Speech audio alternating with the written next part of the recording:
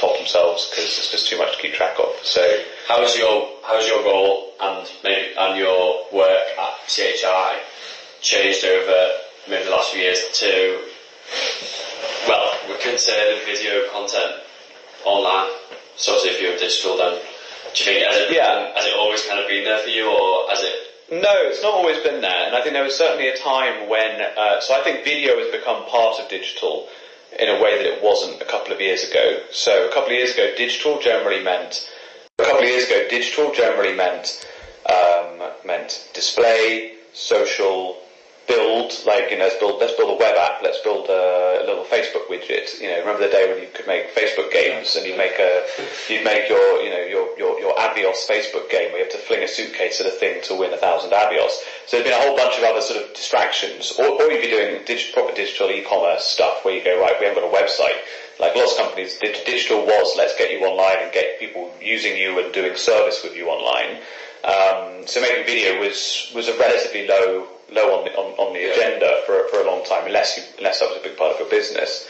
And then I think recently, but recently now everything is it's a TV plus brief, or it's a native brief. So you kind of go, either you go, right, we know we need to do these channels, and you have to consider them all equally up front. So you go TV plus these other ones. Or you go, we need an idea and some video content, we need to tell a story. Let's worry about what channels we put it in first. Let's figure out what story it is before we worry about where it goes. So that's the way that we tend to approach it now. Whereas I think a couple of years ago would be more, we've made the telly ad, and then 2 weeks before it goes out, you go, oh, we need to find something to put on social. Do we have any behind the scenes footage? And so it's moved from being an afterthought to an equal thought at the time you come up with it. But it's been a learning journey as well, because it's not something that we've done by default. It's had to be a change, and an intentional change, and everyone's had to relearn and re-understand what they're doing. Yeah. So in a saturated market, what key elements do you think maybe from an agency aspect are important to making video content stand out in what can be quite a saturated market? I mean, it's probably the same things that have always been true. So if you go, what makes you stand out in a TV ad break, is a similar set of things. And that's always been the advertisers or the ad agency's dilemma. I think being bold, being different, being creative are all key elements of it. I think knowing culture, knowing your audience, knowing your brand, and doing that with conviction, is useful. But yeah, I think it's attitude, it's swagger, it's having a compelling point of view and being able to say it. I feel like those are probably the main ways to stand out. And then I think a lot of the other stuff's kind of executional or tactical ways to then make sure it works best. So there aren't really any hard and fast rules, but there are some sort of principles when you're looking at it in a social or digital video world, where you go, okay, if we're going to do a reveal ad, how do we make sure it's interesting enough that people don't leave before we reveal it? Whereas on a TV, you'd have a slightly better faith that if it's interesting, people are on the sofa, they'll watch it through rather than flick the channel if we intrigue them.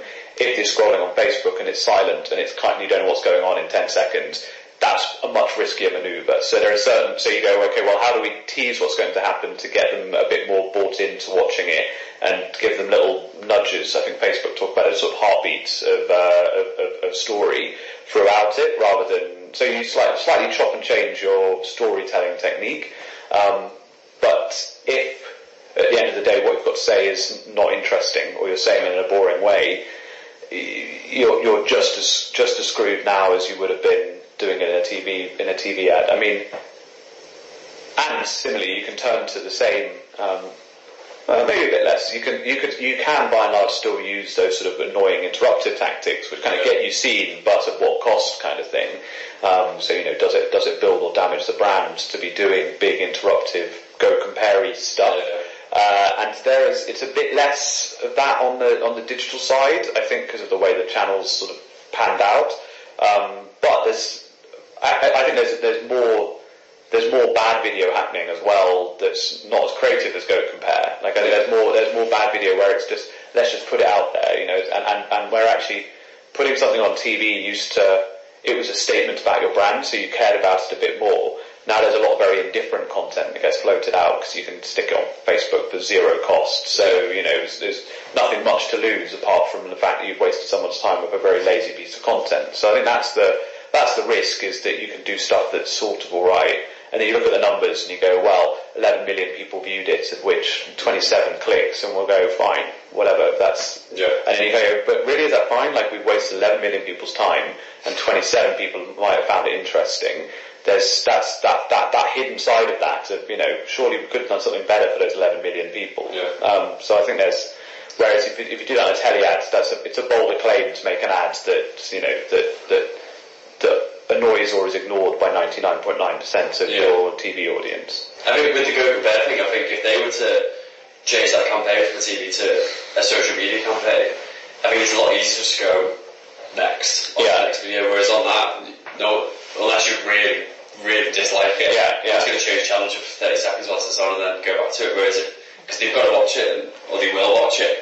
Yeah, and I guess, Go Compare could then, I haven't really looked at Go Compare's sort of digital profile much recently, but, you could imagine it going one of two ways. You could see it going one way where they totally get it, and they do playful, like distracting, annoying but on the verge of working sort of digital banter, or they do total garbage that people just can't wait to get past. And you go, because you kind of go, I get what's in the brand that's good about that and that's interesting, and that sort of get attention at all costs. Or if you look at Money Supermarket in the same category, doing the He-Man Skeletor stuff, works brilliantly on TV, but has an idea that translates nicely for online, and that's what you want to be doing, rather than having to have something that's interruptive on TV that doesn't seem to be interruptive in the right way digitally. So so last question, what do you think about the future of video content online? Do you think it's going to maybe plateau out, or will it get more important, or?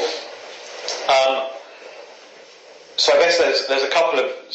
So on the one side you've got the future of video could go down the AR, VR, 360, immersive, drone photography, whatever, all that sort of stuff, which I think, there are tons of really interesting applications of, and I think you wouldn't want to underestimate, although I think the jury's out on how mainstream any of that ever becomes.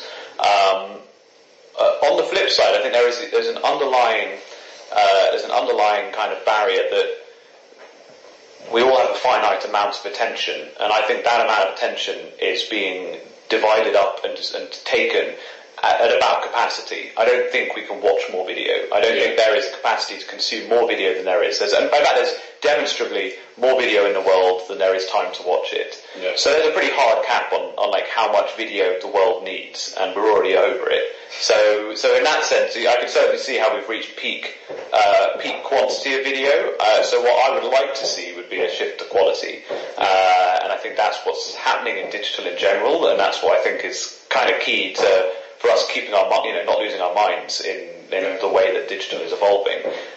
So I would like to see probably less but better, and quality content that is serving a purpose or knows its place. I'm not saying everything needs to be a work of art, and sometimes you need a 6-second video that tells you something, and then you either think it's useful or not useful. It's done its job and it's worked, but we don't need more volumes and volumes of stuff. But I mean, it's not. I don't think video's going away anywhere. And if you look at where broadband, it's well over 50% of broadband capacity is taken up with streaming video already, and 5G on the horizon. There's going to be nothing stopping us consuming more video in more places, more time, except for our ability to consume that idea. I don't want to watch more video in my day-to-day life than I currently do. I just can't see where it would go. That's spot on.